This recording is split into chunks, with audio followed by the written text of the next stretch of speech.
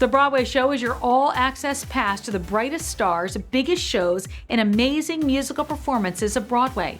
I'm Tamsen Fadal. Here we go. The revival of August Wilson's Joe Turner's Come and Gone returns to Broadway, starring Taraji P. Henson and Cedric the Entertainer. We got to know the stars. You don't tell Debbie Allen no. I mean, she called, she said, I have this August Wilson. I said, what? Yes, I'm doing it. Whatever you say, yes.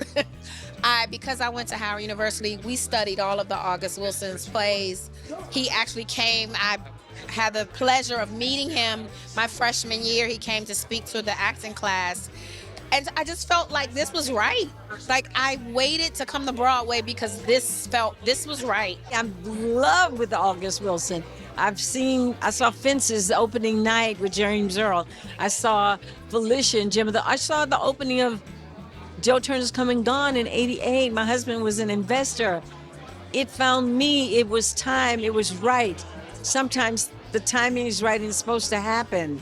That's how this is for me right now. You know, I think what excites me about Broadway is is very a close cousin to my first true love, which is stand up, being on the stage, having the moment that once they say go, that's it. You're out there. You're on the tightrope, and you got to do it. And so I believe it's the spirit of that live performance, hearing that reaction in the moment, but recognizing too in this way is that you are bringing a character to life. You are bringing someone to life that's not you, but you get to transform in the moment each night, and that's what I love about the opportunity of being on Broadway. Let's talk about the acclaimed revival of Proof. Emmy winner Ayo Edebiri and Oscar nominee Don Cheadle making their Broadway debuts. They're starring in the Tony and Pulitzer-winning play directed by Tommy Kail.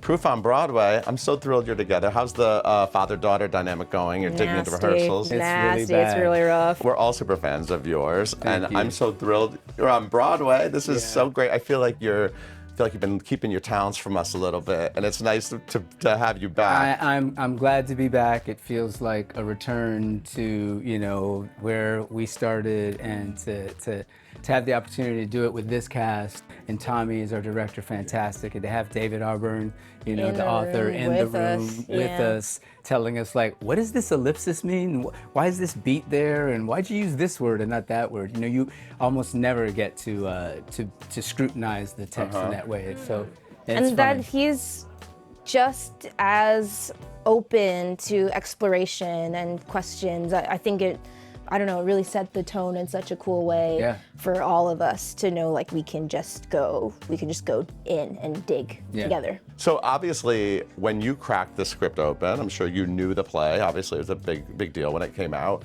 won the Tony, won the Pulitzer, no pressure. But what was it like when you actually cracked that script and looked at it with your fresh eyes? We, a little more than a year ago, did the reading for this, which David was there. But we had just a great time, and as soon as we finished, David said, well, I think I see a reason to do this again. But it's like one of those things that's in a way canon for us in studio and in film and in theater workshop class. As a writer, you study it. Oh my God, yeah. So it was great to be able to put it on its feet through this lens with these people and in this way. And as Ayo said, David's been that, and Tommy's been that same way too. Not precious, like just let's get in there and elbow around and figure out some stuff. Catherine is quite a role. Yeah. She's got a lot going on, right? Yeah. I mean, she just To lost put it her mildly. dad. Lost her dad, has a complicated relationship with him. He kind of went out in a complicated way with his mental health struggles, and she's just a lot to take on here. Yeah. What do you like about this journey?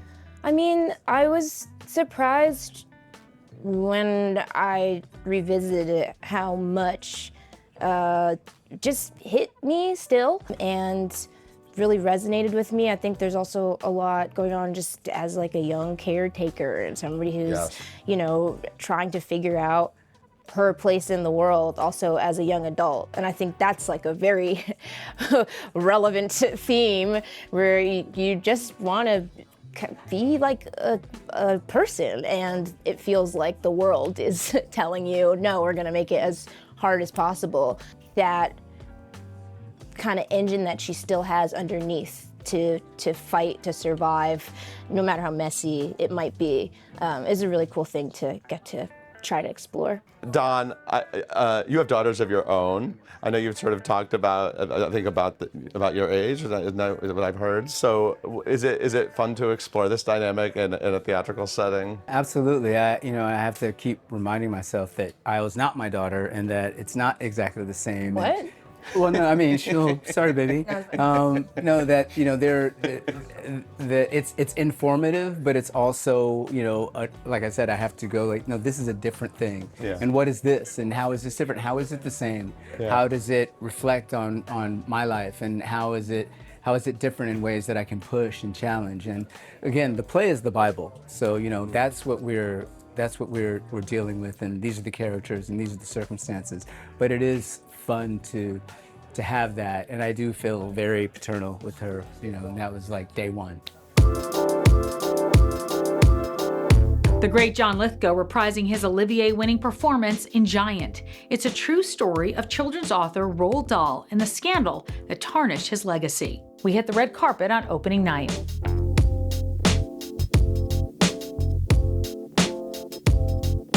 Dahl is a fascinating character, a brilliant man, a very charming and witty and entertaining man who was capable of real witting and unwitting cruelty, and frankly anti-Semitic. Right in the middle of a huge, explosive political situation in Israel and Lebanon. And history caught up with us. Not once, but twice, while we were rehearsing the play for the Royal Court 2 years ago, and here we are again. And I've never been in a play that is so alarmingly timely. So you can hear the audience gasp. The idea that I would write a play that John Lithgow would play the main part in is pretty insane. And he's the kindest and one of the most adventurous sort of actors, like that he would want to take on this role, this dark, intense role that has charm in it and warmth in it, but also very dark edges, sharp edges, is a testament to what he's willing to do at this time in his career. I read it and I was trying to make a cup of tea and I never sat down. Like, I just stood in my kitchen reading it. It just gripped me from the moment I started it, and it's so smart and it's so funny, and it is a conversation that I think we are desperate for. The audience are what make this show amazing. Every night I listen to the audience rapt, because I've never been in a play that provokes such a visceral reaction from the audience. And actually, at the end of the show, there's a tiny little peephole backstage, and I did it in London as well. I watched the audience reacting to some of the appalling things that come out of Roald's mouth. Roald Dahl stood right behind me. It's kind of the monster, the giant, sort of intimidating me from behind. He's a very intimidating man. Don't listen to a word he says. What's it like to work with John Lithgow? I don't know. I'm not. After all these years, Wicked is still as popular as ever on Broadway and also on tour. And thanks to the hit films, a new generation has been introduced to this iconic musical. I caught up with the two witches of Wicked. Do you feel like you're attached now? You're conjoined. Can you not tell? I can tell. I actually feel like the second I found out it was Keri, I was like, this is cosmic. Like, it Why? felt, I don't know. I think, like, before I knew that Keri was Elphaba, there is a video of you doing Defying Gravity at the concert, and it's on her Instagram, and I used to watch it and like weep because it was so good, and it was like the best I'd ever heard the song, and I was like, oh my gosh, like if I ever got to do Wicked, like I hope she gets to be Elphaba.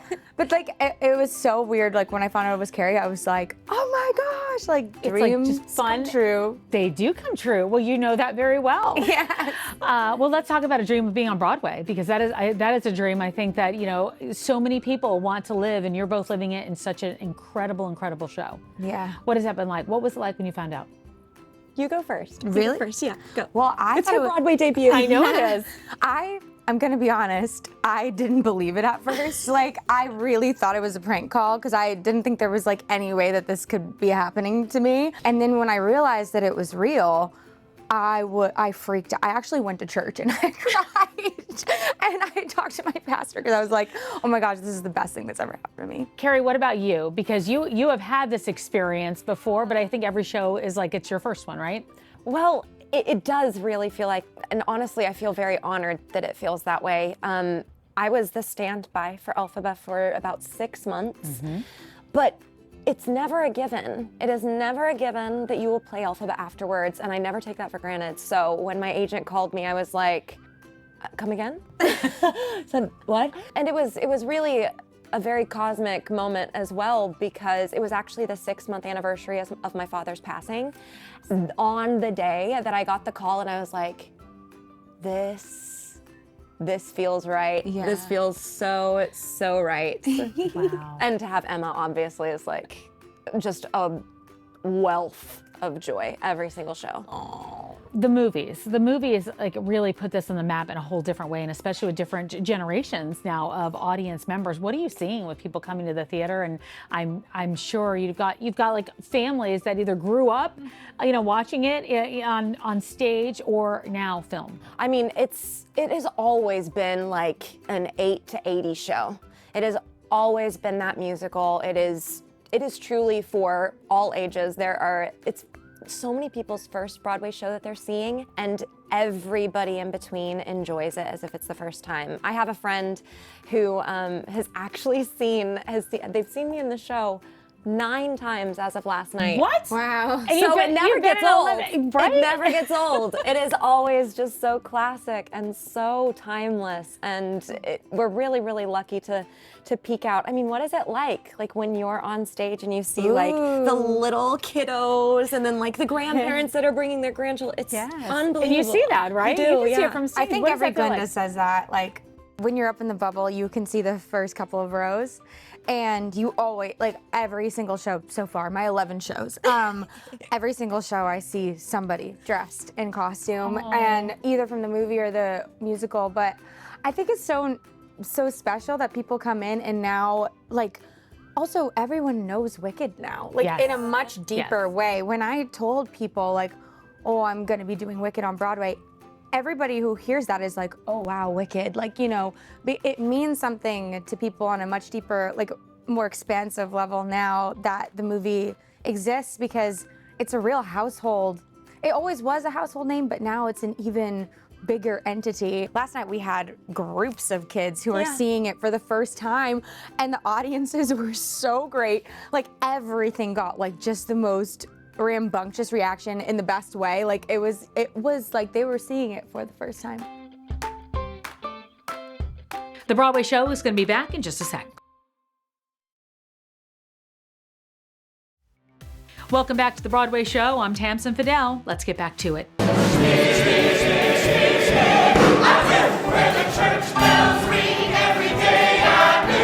the Wells Fargo wagon brought our new spittoon! It's the ultimate send-up of the golden age of Broadway. It's Schmigadoon, the brand new musical based on the hit Apple TV show.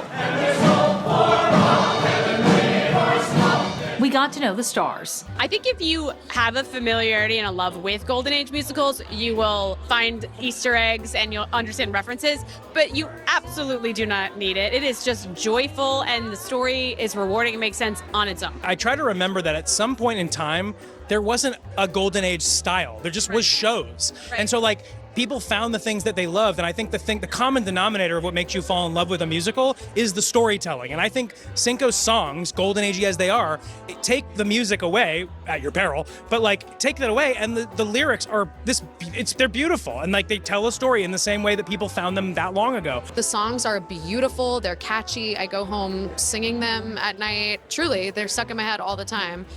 So it's just, the music is beyond incredible. I love really well observed parody, and I love strongly committed and sort of optimistic parody, if that makes any sense. So like Rachel Dratch and I wrote this Clusterfunk Christmas, the parody of the Hallmark holiday movies, and it was really important to us that it feel like a Hallmark movie at the same time as commenting on some of the tropes within it. And I felt like Schmigadoon does the same thing. That it's a very reverential, and it's an homage, I guess is what I would say. Here's a slice of life to impart. You must always try your best. What puts you to the test? I love comedies. I want to laugh. I think it's really good for our collective nervous systems. And I think Cinco Paul's writing is so smart, and it's so full of heart and love. And you know, who doesn't want to be part of a show that celebrates the industry and what we do and sends it up and makes fun of it and like makes people laugh until they cry? They should come see Schmigadoon because it's a place full of romance. Of course, I don't watch romance because I'm 9. They should also come to Schmigadoon because we do have good corn pudding. We have great corn pudding. With all of your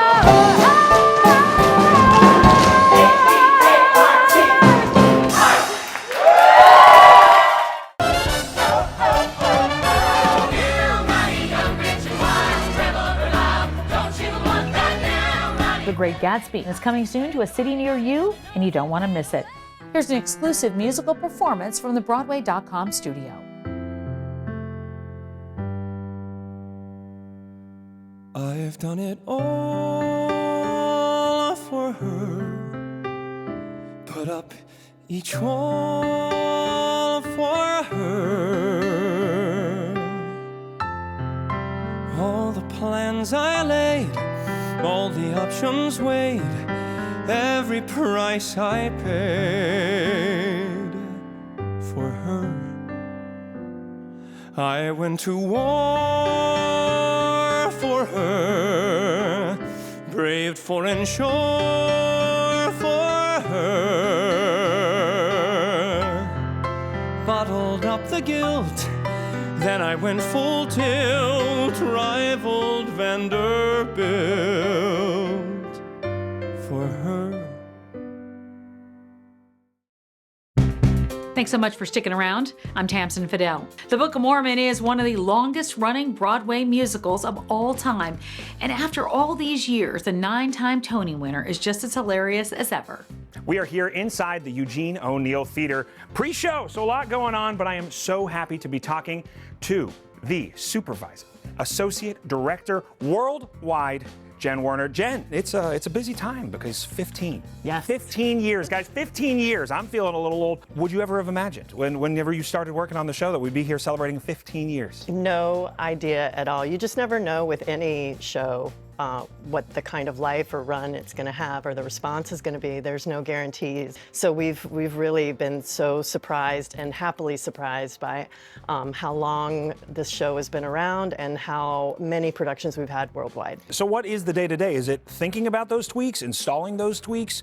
Something I haven't even thought of? What is the day-to-day with a title like that? So my day-to-day is I'm in charge of all of the creative content of the Book of Mormon worldwide. So when I go on the rounds, I'll usually check in with the actors that I've given notes to and do some follow-up notes, or they have questions for me or things that they want me to look at. I also will check in with the stage management office and things that we've been touching base on. Fantastic. The sound team, the wardrobe team, and other people in the building.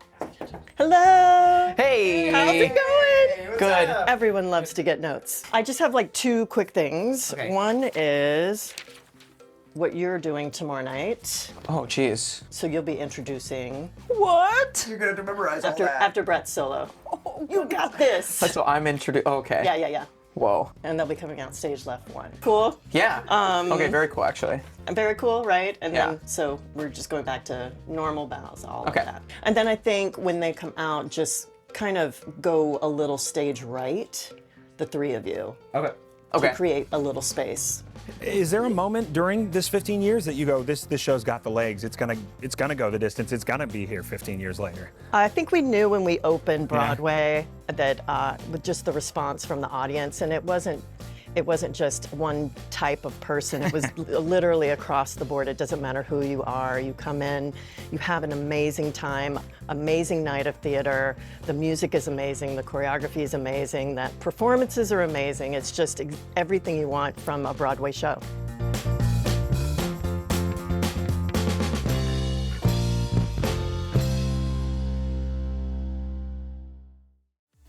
That's all for now, but for tickets and more exclusive content, head over to Broadway.com. And until next time, I'm Tamsen Fadal, and this is The Broadway Show.